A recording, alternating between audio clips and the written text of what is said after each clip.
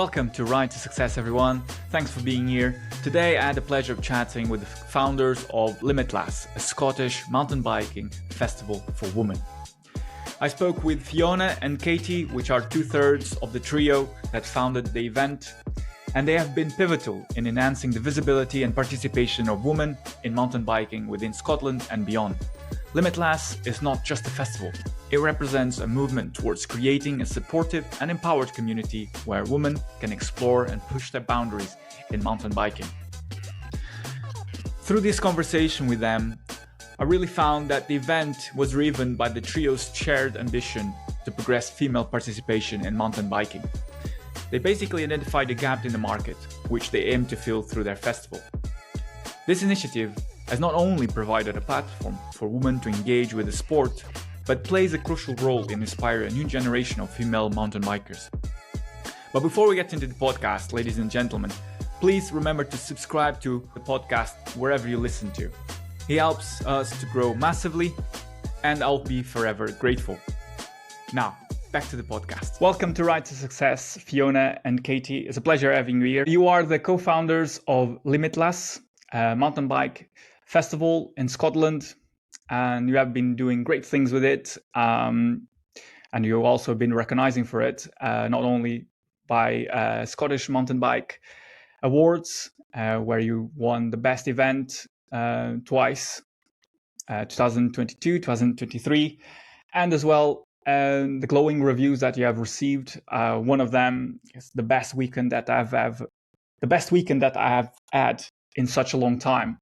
I think that tells you a lot about what you've been doing with Limitlass. So I think this will set the tone to our conversation. And I'll have to say that Limitlass is an event for women specifically. So that's important to specify so people do not know.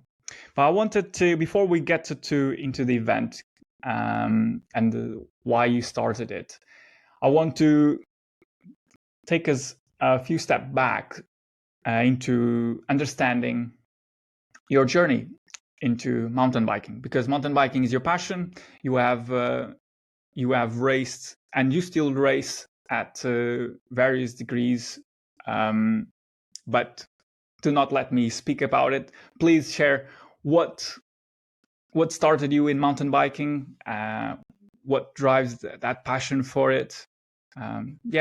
Just share with us a little bit about your interest in mountain biking. Shall I go first?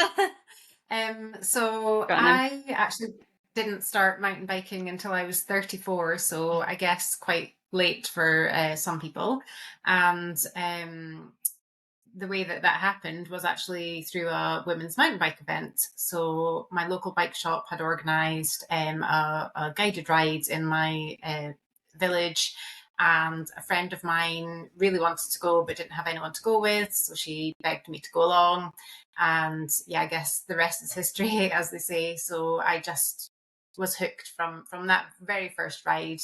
And they talk about all the gear and no idea. I was none of the gear and no idea. So really just, I didn't have a clue. I couldn't write any of the technical sections, didn't know how the gears worked.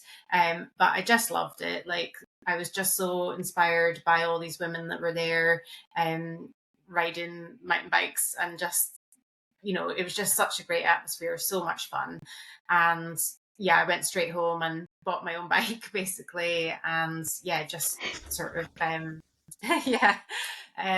of from that local bike shop, of course. Yeah, I guess from then on, I just wanted to find as many things to be a part of as I could. Like, I wanted to go to events and coaching days and guided rides, whatever I could do really to meet more people and make more connections, to learn more, to go new places. So yeah, events like women's mountain bike events were really important for me in my early days. So it's nice to have kind of come that full circle now. And that's kind of how I got into mountain biking. And then from there, I guess it was just a case of wanting to give something back. So I often noticed at these events that I would go to that they'd be looking for female guides and so on to help out. So I thought, well, there's a great challenge for me, because you not only need to learn about the looking after people and going on the rides, there's the trailside repairs element and the navigation, which was completely new to me. So I thought that'd be a great bit of personal development and a great opportunity to give back. And I guess, yeah, again, it's just spiraled from there. I'm very lucky. So it looks like you were like really captured by the mountain biking scene, by the events that you took part there after the first one. What about you, Katie? How was your journey into mountain biking? I guess quite different from Fiona's, which is one of the nice things about Limitlass. But yeah, for me, I guess like as a child, I grew up in England and was dragged by my parents probably to most trail centres in England and Wales on weekends and cross-country rides locally around our kind of village. Both my parents were into mountain biking. My dad used to race cross-country in the 90s, but I would say it was kind of like a subtle part of my life. And we moved to Cumbria from the south of England, much hardier, bad weather all of the time generally. And I guess the like mountain biking kind of fell away from my life for a bit. I was more like in the mountains, the Lake District and the Yorkshire Dales. So running took over and mountain biking definitely took a back seat, other than like our annual very, very cold Christmas ride on a very wet and soggy trail centre, which often just led to being grumpy because it was so cold all the time. But then I moved up to Aberdeenshire in Scotland, and I ended up getting injured from running. So I tore my hip flexors, and I couldn't run as much as I wanted to. So mountain biking kind of just naturally took over as a way to kind of rehab against that injury, and to start building up strength again. And I just got hooked. So I guess prior to Aberdeenshire, all my mountain biking was on trail centres. But we didn't really have any trail centres in Aberdeenshire, so it was automatically straight to natural trails, and they're generally very techy. So for me, it was like I got hooked on the challenge essentially of trying to get better at natural trails, and I don't think I probably realised the progression that I had and the people that I rode with all raced, so I just naturally went straight into joining them on race weekends. And I think for me, that's where the story becomes a bit more similar to Fiona's, but where Fiona went to women's mountain bike events, I kind of saw that there weren't any women at the events I was attending. So like the races, they were all like female pros basically, or close to being pros, that as someone who generally wasn't actually that skilled on a bike, but had just decided to go racing anyway, there was no one that I could relate to. So for me, my story has kind of grown in mountain biking as like more than a hobby, in terms of I found that there were no women to relate to, and therefore I wanted to try get more women racing. So I trained as a guide to enable myself to run like pre-race guided rides for a local enduro series. So I would offer up like a day for women where we would ride the route essentially. And so that was kind of how I got into the guiding and coaching side, was to offer that. And then, it's basically like exponentially just taken off from there, in terms of events like Limitlass. So I'm more of a slow burner. So it sounds like from both of your experiences, there was obviously an interest that captured the essence of mountain biking, but somehow along the way there were some roadblocks that where there wasn't a clear structure for you to follow, a clear path in terms of how do I get to races, how do I get better, is there other role models that I can follow or speak to. So that kind of there is somehow something that kind of you encountered in different situations, in different contexts, but you face the same problems. I'm interested to know, like, how did you two meet?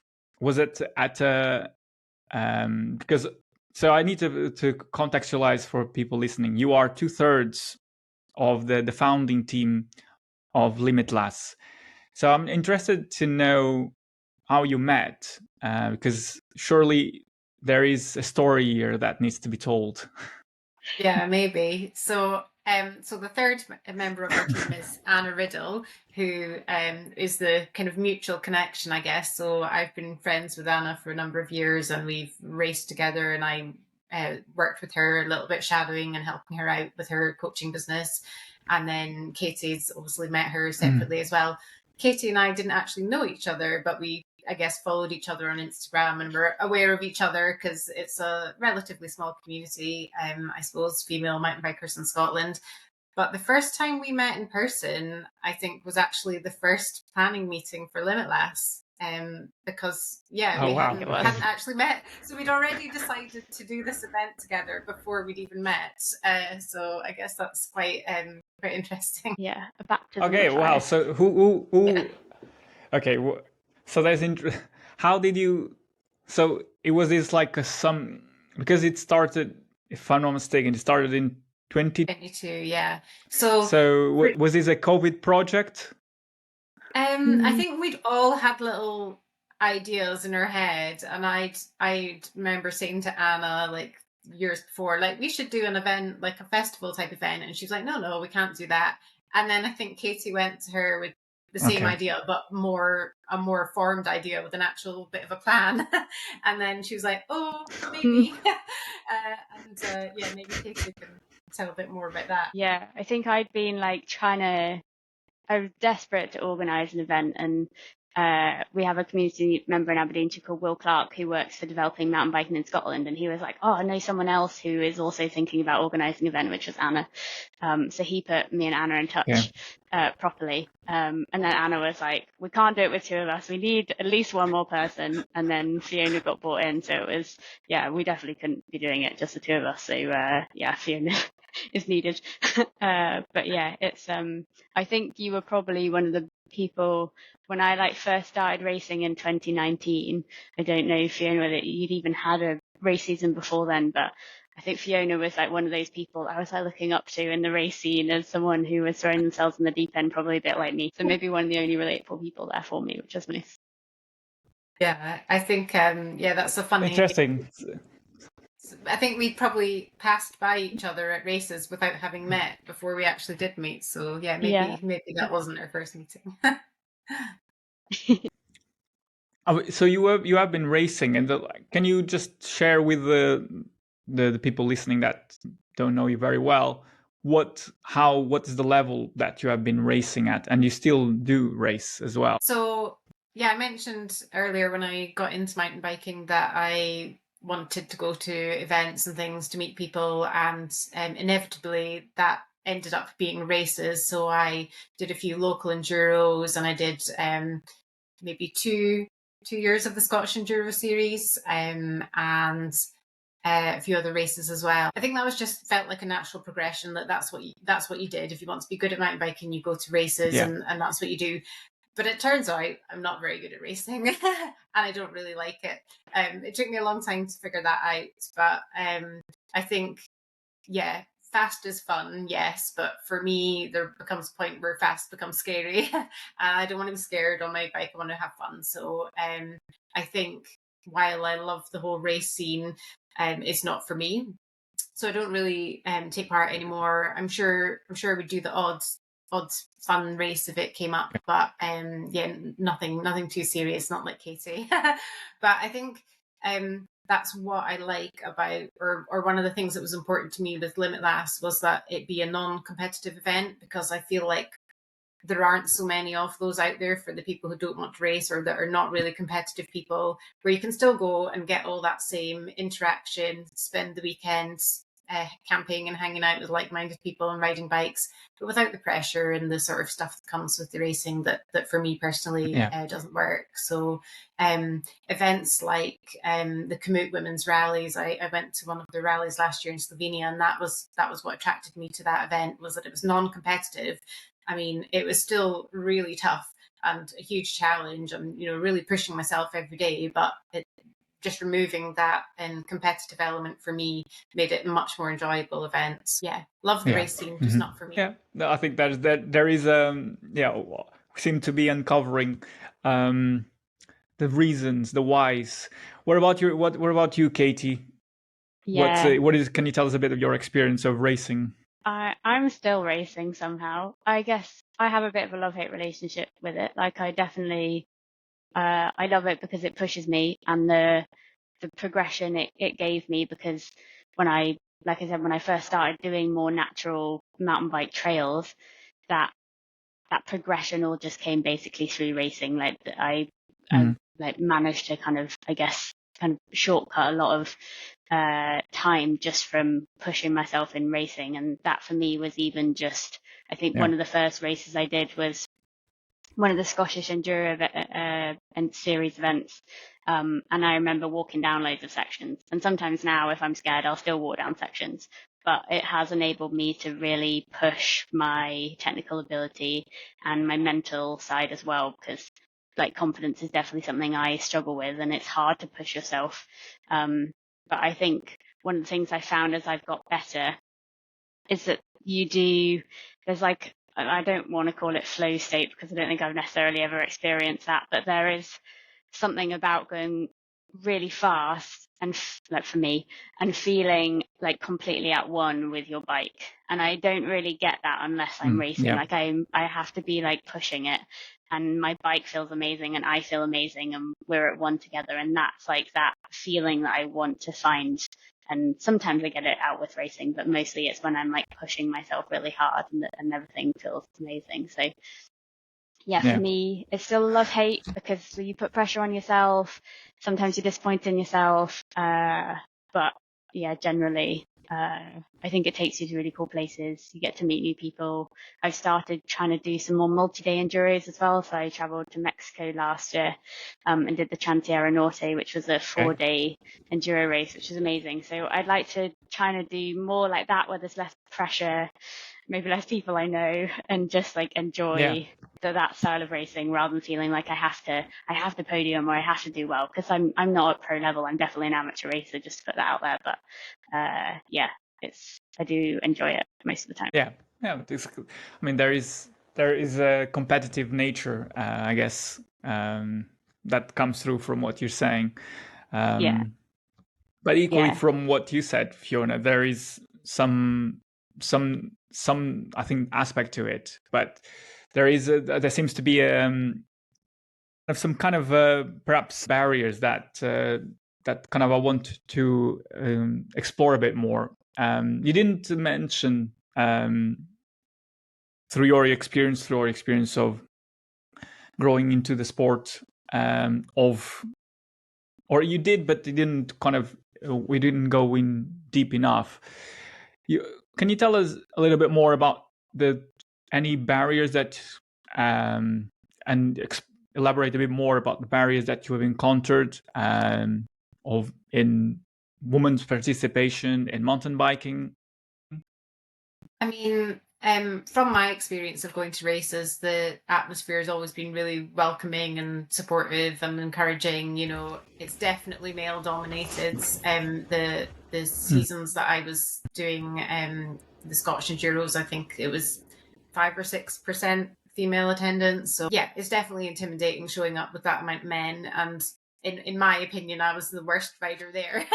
So probably close to it, but it was definitely intimidating, and I felt there wasn't maybe like there needed to be something in between for me. So I guess again that's where Limitlass comes in, is maybe a sort of a gateway event. So it's non-competitive, but you're still pushing and challenging yourself, and those that maybe are interested in racing can then use that to sort of step up into the next sort of challenge and start racing. But I don't know if I had any particular like barriers from being a woman. It's certainly there is a great community of female mountain bikers. It's just finding them all and like getting together. And it's great to see now. I think brands are taking notice. There's better female kit out there. There's better representation and so on. It still needs to be improved by a long way, but we are getting there, and there's a lot of good stuff happening in that area. Yeah, I think that point you made about On finding that, people yeah. is like Yes, go that's on, something that Fiona, Limitlass Katie. aims to do is make those connections and then let them kind of exponentially grow out with the festival itself. And I think we're seeing more and more of that pop up with like different Facebook groups and events like Limitlass to help people make those connections. So it might even be someone typing on Facebook group and being like, I quite fancy this race. Does anyone want to go with me? Or like, it can be really hard to go when, like Fiona said, there's 5%, 10% women at these events. So hopefully if we kind of keep growing those connections, then it will make it easier for people to step in. And if there are more events like the Hope Women, they did a women specific enduro, or even it doesn't have to be women specific, but maybe just more grassroots entry level, just to create the stepping stone.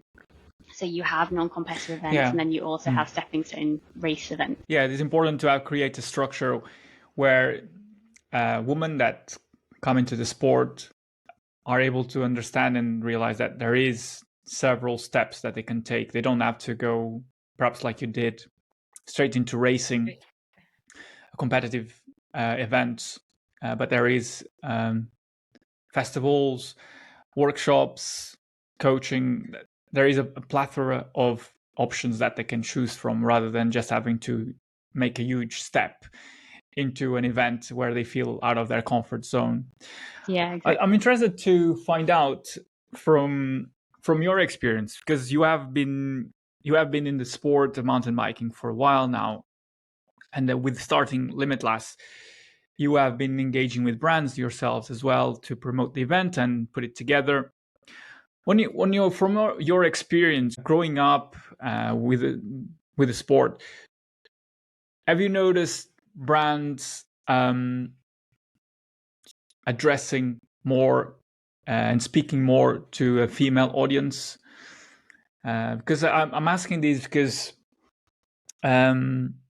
obviously in the past, cycling in general, not just mountain biking, but is very, very male dominated, and brands only recently have started to be more active in communicating to female specific audiences. What is your experience of that, both as athletes and also organizers of Limitlass? I think even in the years, 8 years that I've been mountain biking, I've noticed a big shift in sort of the visibility of women and other minority groups in mountain biking. So it's been amazing to see brands taking notice, making sure they've got female athletes and female ambassadors, and giving those people visibility. And yeah, brands like Endura, who are our headline sponsor, they actually, they came to our event last year and did a fit workshop. They asked people, what do you want? And they actually found out what women want in mountain bike gear and stuff.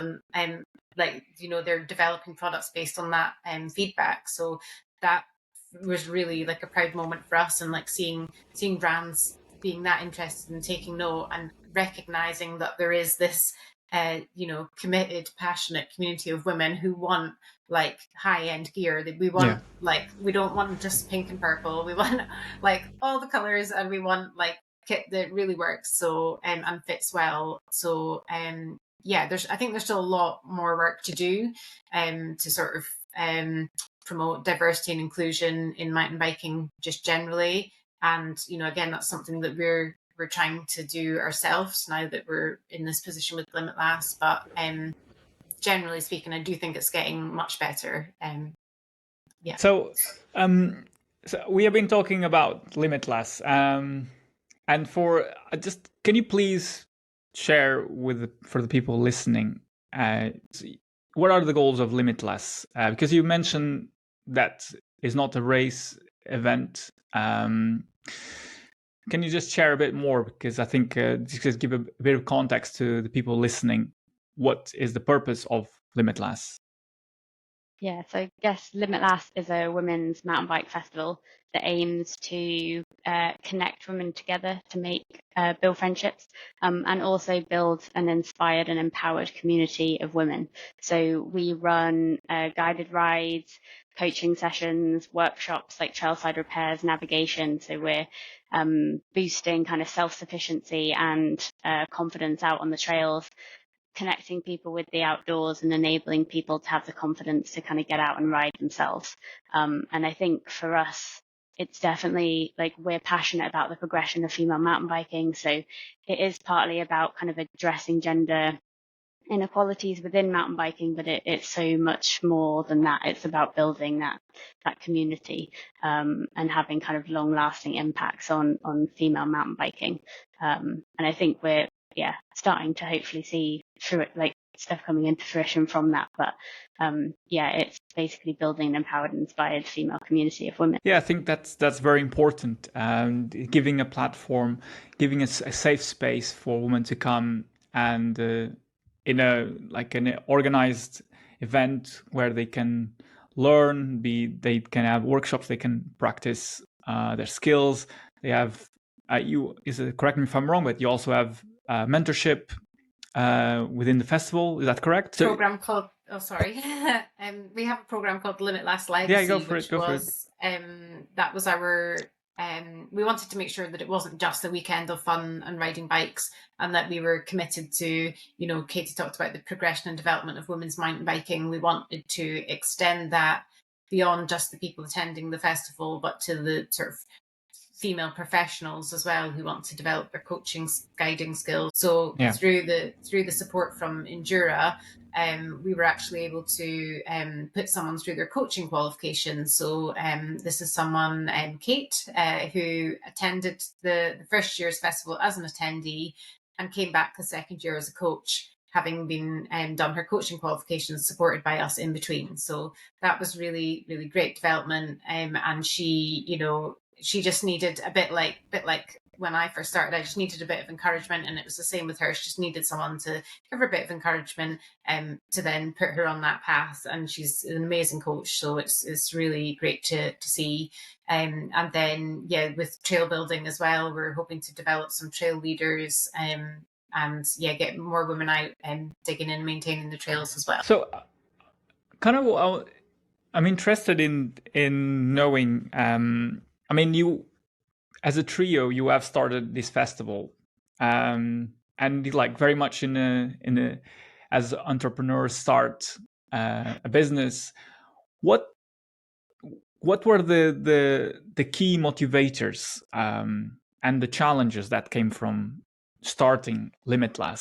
There is a lot to unpick here. Yeah, I mean, it's easy to touch on challenges first, but I guess the motivation definitely comes from, like, for me, it's a personal, like, there was a lack of female presence when I first started mountain biking. And like we mentioned earlier, I struggled to find women to bike with. And generally, I think that's still probably a bit of an issue now. It's definitely a lot easier. But I think like the motivation came from me as a passion as to wanting to connect women together. And also it's so rewarding to see that development and people learning new skills. I think for me, the challenges are definitely like, this is something completely new.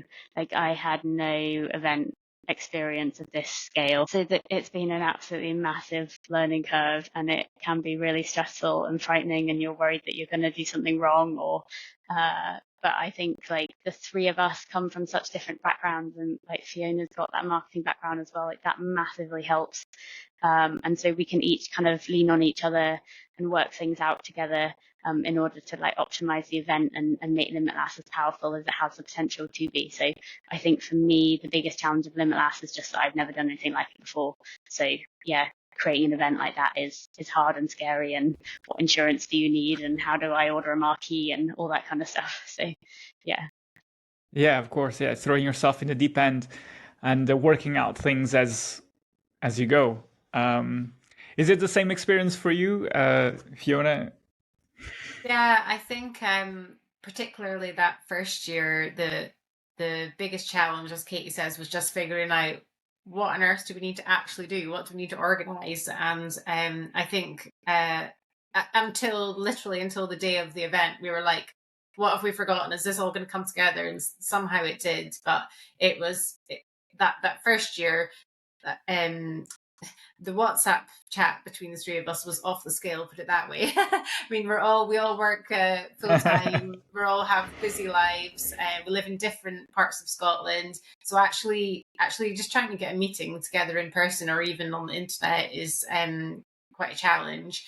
But we somehow made it work. And then, last year and this year, we've got a much sort of smoother process. Everyone's kind of fallen into their own individual roles. We all trust each other to get on with it and kind of know what we're trying to achieve now. So thankfully, it's a little bit of a smoother process now.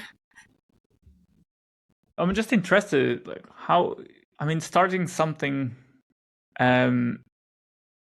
completely new. How did you started to promote it? Was it word of mouth? Was just word? So I guess, all three of us have a presence on social media and have our own like coaching and guiding businesses as well. So initially, we just set up an Instagram and a Facebook, and we just started sharing it amongst the community that we already have following us, I suppose, and a bit of excitement builds. My background is in marketing, so I was very keen from the offset that we had a particular look and feel for our brand, and that we were able to convey that. Exactly, yeah. And we wanted to ensure that everything from day one was professional, and we got the right vibe across, which is this encouraging and fun and sort of good vibes, I guess, was kind of the idea. So I guess that's how we started promoting it. The first year we sort of sold out, but it was a very slow process right up until the last week. People were buying tickets, but in the second year, by that point, we'd built up such a following that we actually sold out our main coaching ticket in 2 hours, which was just wild. We weren't expecting that. And then the remaining tickets for our light option sold out by morning. So I think, Instagram has been the biggest thing for us. We have a newsletter as well where we keep people up to date with news. Just I think being, we are the women that we want to come. We are women in the mountain bike community who are out there riding our bikes on the weekends and enjoying the same scene as these people. So I think just that's helped pull people in. It's on an authentic experience that they're basically coming and doing what we want to do. So we're just putting on an event that we want to go to, basically. I guess it speaks to the fact that you found a problem, you found a few hurdles along your path in mountain biking, and with Limitlass you have found a way of addressing them by creating a space for you with other people, with other women to grow, to share experiences, to have a great time. So you've shared what kind of the challenges and the motivations that you faced, and how it spurred you to start Limitlass, which is, in fact, I have to say, it's a great name, by the way. Who was this, like a brainstorming session that you had? Was someone that had this idea? Because it's a great name. What is the story behind the name? Well, Katie came up with that. She gets credit for the final name, but we went through a lot of terrible names, which we'll not share with you. But we kind of had an idea that we wanted something to be like empowering and inspiring. And I was particularly keen to have some Scottish element, like lass or something. And then we were on a ride, just talking words, and then Katie just blurted out Limitlass, and we kind of all stopped. We're like, that's it, that's the one. Like, it just says exactly what we want. We're limitless lassies, so it's perfect. It works very well, and as you rightly said, mentions the fact that you want the vision and the purpose of the event, which is to empower women to come into the sport, to come to feel comfortable into coming into mountain biking and experience it amongst a safe space with other peers. I mean, you are going to the third year of organizing Limitlass. I mean, there is. Do you have specific strategies to be as inclusive as possible? So my reason for asking this question is how do you bring people that are not comfortable, don't see themselves as, I don't think I'm comfortable riding a mountain bike. I don't know if I'm the person that sees myself doing that, either because they don't have role models within their communities that do it. How do you kind of address that to be more inclusive in the way you approach people that have different backgrounds, or maybe don't feel confident coming into the sport? Yeah, I think for us, like one of our main kind of values is inclusivity, and that covers a wide range of not only women but also people who identify as women. So we try and ring fence LGBTQ plus tickets as well. Also women of colour. So we work with. We had, I think, Women on Wheels. It was a Glasgow-based charity to try and bring more women of colour, maybe kind of underprivileged backgrounds that wouldn't necessarily be able to get to Limitlass, and we kind of ring-fence tickets for them, offering kind of full price or discounted tickets. And I think for us, it's about networking with the right people to try and bring women in that wouldn't normally maybe put themselves out there or be able to afford Limitlass. And I think as well, it has been a bit of a learning curve of, we want Limitlass to be open to not only advanced riders and intermediate riders, but also beginners. So it's about making sure that our kind of marketing shows that Limitlass is a safe space. It's okay to fail on your bike. Everyone is there for you, and the stoke when you're at Limitlass is incredible with people supporting each other. And so, yeah, it's our job to try and basically manage that from the coaching perspective to the marketing to the rides we offer, and make sure that we do fully cater from everyone, from a complete beginner all the way up. We even had a couple of women last year who'd never been on a mountain bike before, but that's how beginner we catered for. So that was incredible to see their progression throughout the weekend. So yeah, it really is a festival that's open for all, and we want to keep it that way and keep pushing the boundaries. I think one of the things we discussed as well is potentially bringing in maybe some disabled riders, which we've not had before. So like hand cycle, so something like that would be really cool. So we're looking into options of that at the moment. That's amazing. Is there any stories that you can remember from past editions of Limitlass where you really felt like, yes, this is the kind of stories that really capture the essence of the event? Like any stories that you can share with us? I don't know where to start. From a participant on. Yeah, I mean, I guess in terms of inclusion, Katie mentioned we had some people there from Women on Wheels last year. So we had a wonderful woman called Shagufta, who actually is the founder of this group. It's a group in Glasgow that teaches Muslim women how to cycle. So a lot of Muslim women perhaps haven't grown up learning to ride a bike, which is a basic skill we'd all like to have. So as adults, they're learning to do that, and it's just fantastic. And so Shagufta and her friends came and with the support of one of the brands that sponsor us, Deuter, and they came and they tried mountain biking for the first time. So they're normally just on the road, and Shagufta actually joined our panel session, and that's something that we do on the Saturday evening. We have athletes, people from all different parts of cycling, all women on our panel, and we just talk about how we got into cycling and what are the challenges and that kind of thing. And I just particularly listening to her talk about her experience of mountain biking that day was a real highlight for me. Seeing, I was actually the one who coached her in her sessions. She was very nervous, and she overcame all these hurdles, and she was kind of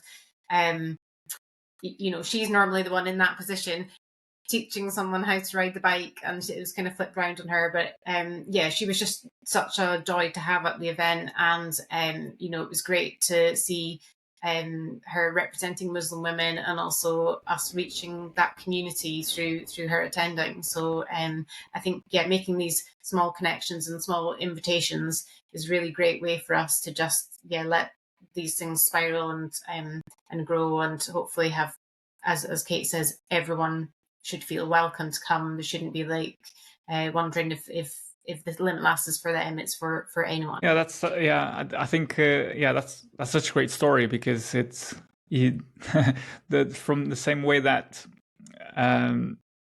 she is enabling Muslim women to learn how to ride a bike. She now like a step up, perhaps. I don't know. I'm guessing here, like learning how to navigate the trails, how to feel confident riding on bumpy terrain.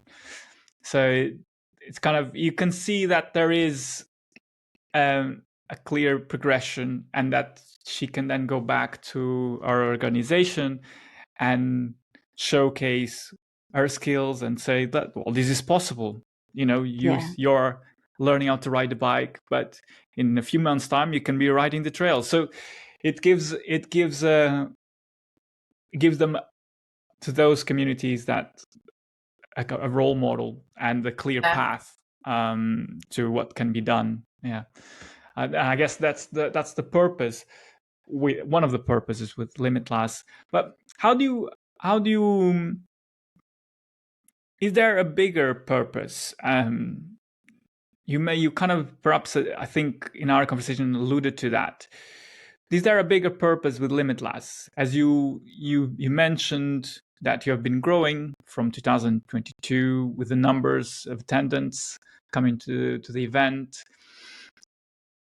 How do you see the event growing? Do you see it perhaps changing the landscape in mountain biking in Scotland, or perhaps even beyond? Do you have a plan to how this can impact mountain biking scene at large? Wow, that's a big question. I think it's definitely something that, like, it's so I say like carried away. It's not carried away because Limitlass has an incredible potential.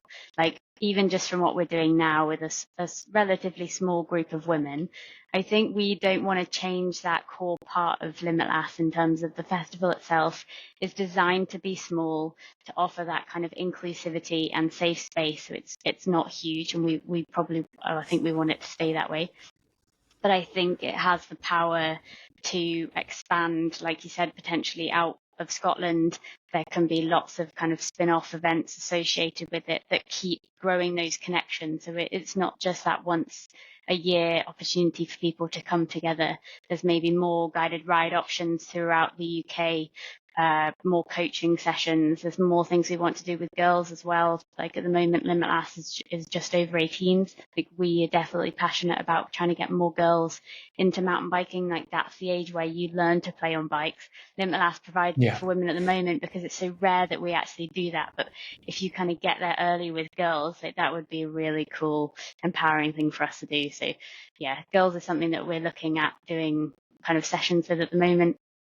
Maybe mini festivals. But I mean, there's so much opportunity for us. And like, I'm personally, Limitlass, we want to keep it non-competitive, but there could also be like smaller competitive parts of it too, with like women's racing and, I don't know, bike packing events. And I get excited and carried away. I that's good. I think we've got lots of ideas, and like Katie says, there are so many ways that we could develop it, and which is amazing, because I think what we started doing was, let's put on an event, but actually what we did was create a community, which is really cool. And so now it's about how do we nurture and grow that community and find, as Katie says, not everyone can attend the weekend itself. What other ways can people feel part of that community and feel the same, inspired, empowered, and all the rest of the things that come with it?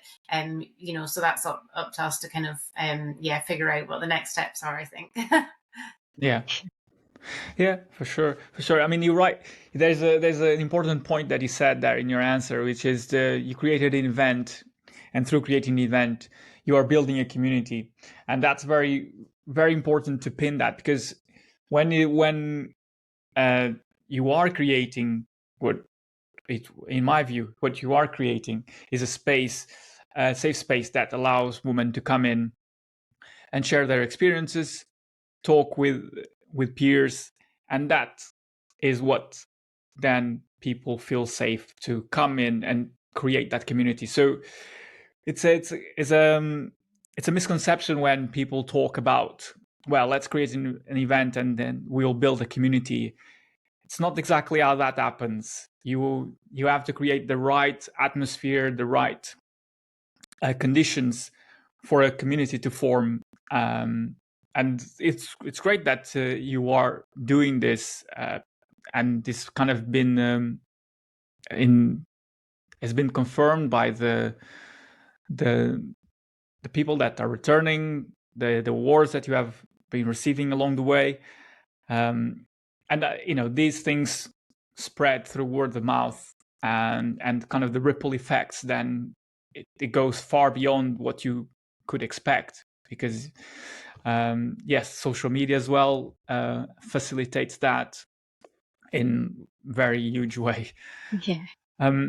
It's do you have kind of, you mentioned in earlier on in the conversation, Fiona, about the legacy you want to leave and beyond the event. Is there like a purpose, a specific purpose that you want to leave with that legacy that you are trying to facilitate through the Limitlass? I mean, I think initially it was just about, we were talking about progression and development of women's mountain biking is where the conversation was, but that's on all levels. So sometimes when you get your coaching qualifications, you're just thrown in the deep end, and that's you left to it. And perhaps as a female that can be a bit intimidating, maybe as a male as well. But so we wanted, as part of that, like we have about 20 female coaches and guides. So all our coaches, guides, mechanics, workshop deliverers are all female, and we bring them on and give them perhaps opportunities to actually coach. We have some people that are kind of newer to coaching, and we hope to develop that by maybe sort of some CPD stuff. Anna, who isn't here, is the other co-founder, is a very experienced coach, and I know she'd love to do a bit more, maybe like training and so on with the coaches, if they wanted that. And I think that'd be a really nice way to develop it. But yeah, we just want to, I guess, ensure that it's not just the participants that are coming and getting a coaching session and then that's it, everyone go home. It's like the whole thing. Like we're kind of, we hope that from this other events will emerge, and more female coaches will get their qualifications and be out there representing. I think there is you have shared a lot of the purpose and the why behind it. I mean, for people, for women that who are interested in mountain bike but might be hesitant to start or don't know where to start, what advice would you give to them? Just do it. I think like it can be quite a daunting sport to get into, mountain biking. But I definitely would say like it's so rewarding and fun, and there's an amazing community once you get into it. I think how to start, like mountain biking is a relatively expensive sport in terms of the kit and the bikes, etc. There are a lot of initiatives out there at the moment where you can basically borrow bikes from kind of local communities, or hire bikes, or the second-hand bikes are options as well. Because you do need a certain, you need a capable bike essentially to start getting into mountain biking. I think as well, there's a lot more like women's Facebook groups popping up where you can easily kind of ask a question of like, what trails are there close to me, or are there any mountain bike groups near me, and that kind of stuff. I think even like British Cycling has like clubs that you can search for nearby. So I think like it is something that's quite daunting to do yourself for the first time. Like features can be scary. So finding kind of groups or clubs to connect with. Limitlass has a Strava community as well. And yeah, using kind of, I guess, like Komoot and different apps to find trail forks and that kind of thing. But yeah, I guess just generally my advice would be just to throw yourself in the deep end and give it a go and see where the journey takes you, because yeah, it can take you incredible places. Thanks. Do you have a different answer, Fiona? Or No, I think, yeah, what Katie said, go into your local bike shop and ask them, where do people ride around here? Are there any groups that I can join? Like, do you know anyone? Like, your local bike shop is kind of a fountain of knowledge. They'll know what's going on in your area. And like Katie also said, the Facebook groups and so on are a great way to sort of find people. But also I would really recommend, and I'm not just saying this because we're all coaches, but I'd really recommend booking on a coaching session because certainly for me, when I first started, I absolutely loved that. I sort of didn't even realize there were specific skills that you needed to learn, and learning those with a bunch of other people was just so much fun. And actually going to those coaching sessions is where I met like a lot of people who are still my friends now. So I'd definitely say book on to some sort of group activity if you can afford to do so. And sometimes there's free like guided social rides and so on. But yeah, go along to something and meet some people, basically. Very good. Very good. So I think there is a question that kind of needs to be asked, because you are working kind of with Limitlass at the intersection of community building, but also working with brands. And this is an interesting intersection because obviously brands want to be involved in communities, and the communities can benefit from the involvement of brands. So how can cycling or Limitlass, your event, and the industry kind of better support and promote women's mountain biking? Certainly we've been very lucky to have support from some amazing brands from day one. And so, yeah, just if brands, I know it's a tough time in the industry, but if they can continue to support events like this is where the audience are. They're an engaged audience, and they're ready to learn and like absorb sort of brands and kit and learn about things. So yeah, if brands can continue to support women's events, and yeah, ensuring that they have a balanced presence on social media and so on, I think that should be. There's a lot of good stuff going on in that area already. A lot of brands are really making sure that they've got the visibility of women out there and of other minority groups, and I think that's amazing. I'd like to see more of it, basically. Yeah, I think that you're very right, because you need to have brands just showing that they are getting involved. You also need the role models to look up to. And I think it's important as well, my perspective, that brands want to get involved with events, for in your case Limitlass, because it gives them an opportunity to understand better how they can cater to women and their specific needs and how to speak to them. And it gives the possibility as well to have kind of in real person feedback that you wouldn't otherwise get, and possibly helps this kind of at this junction. If brands and events like yours work together, it can massively open the gates for women that are not interested or don't have the awareness that it is possible to take part or learn how to ride a mountain bike. So it opens the doors to new people and gets the people that already are into mountain biking even more interested and committed to the sport. So it's I think it's a great opportunity for brands to come in and invest money into it, because it gives the visibility to women cycling, mountain biking. So it's a win-win for you as an event, for a brand coming into it, and obviously for the woman at large, because that they are the ultimate beneficiary of it. Yeah. So I mean, with the Ride to Success podcast, obviously I need to ask the question, which is for both of you actually, what does success looks like? So I think success for me is just seeing more women enjoy mountain biking. So it's about creating a welcoming and supportive community where women of all backgrounds, all skill levels, can enjoy mountain biking and feel empowered. And yeah, it's really just about celebrating the joy of riding bikes. I guess that's what it is for me.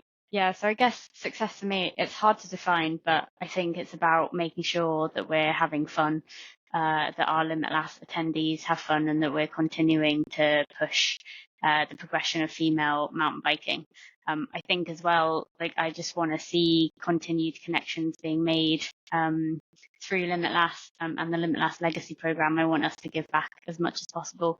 And yeah, maybe Limitlass will grow it into more events in future.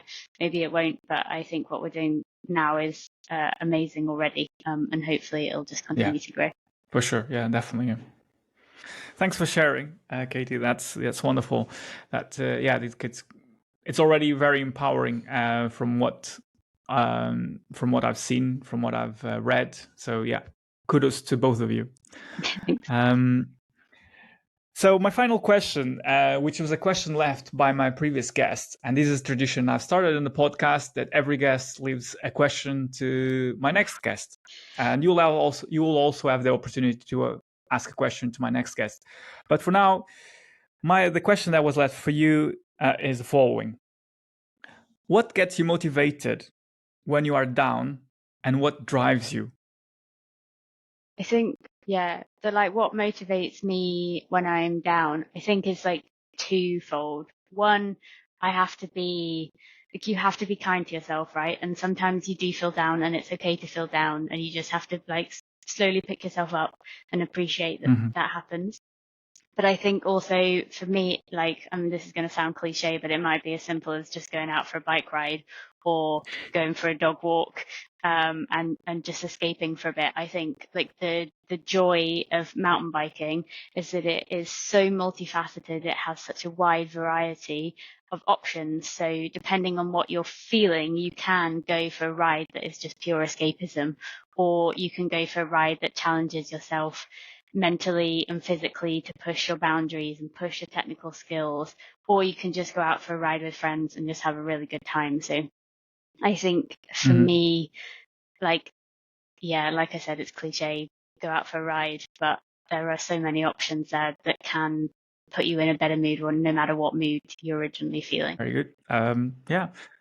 That's that. There is some wise words there for people listening to be able to take it. What about you, Fiona? I think, like Katie said, just going out and getting some fresh air if you're feeling down can be something that just sort of makes you feel a bit better and helps to motivate you. And generally speaking, for me, motivation, I'm more motivated if I have a goal to work towards. So that could be something really small, like I want to ride this feature, or want to achieve whatever on my bike, get fitter or whatever. So if I have a specific goal to work towards, then that motivates me to go out and practice and do what I need to do to achieve that goal. I'm quite good at like breaking things down into steps. So I think back to when I was doing my like guiding qualifications, I'd break it all down into small steps, so it didn't seem like a big thing. And then I'd be like, right, well, all I need to do is learn how to fix that thing on my bike. Like, let's go learn that one little thing and not worry about the rest. And then you just add it up, and before you know it, you've got it, and you're there, you've achieved your goal. So yeah, for me, having a goal and breaking it down into smaller steps is what motivates me and spurs me on. Yeah, very good. Yeah, that's a very good way of achieving a goal. Setting yourself incremental steps that you can celebrate the wins, no matter how small they are, but you have something that you can look up to, say, yeah, that will do. That's my goal for today. And yeah, so it breaks it down and see very easily achievable. So now's your turn to leave a question to my next guest. What question would that be? That's a difficult one. What's one thing you would do each day to improve your ride to success? Good question. Very good. Very well, you very well added the right to success. I like it. Brilliant. Right, Katie and Fiona, thanks for coming into Right to Success. It was a pleasure talking to you and learning about the great work you're doing with Limitlass and inspiring women to come into the sport of mountain biking. Thanks very much. Thanks for letting us share our story. What a great chat with Fiona and Katie. It was great to meet them, talk with them about their vision, their passions, and understand a bit more of why Limitlass Festival was created. For me, what I really took from this conversation is the power of community, the importance of inclusion, and the transformative impact of pursuing one's passion. As Limitlass goes from strength to strength, the festival paves the way for future generations of women mountain bikers to be welcome and included in the mountain biking community. Now, before you go, remember to tune in to my next week's podcast where Katie's question will be answered by my new guest. For now, thanks for listening and see you next week.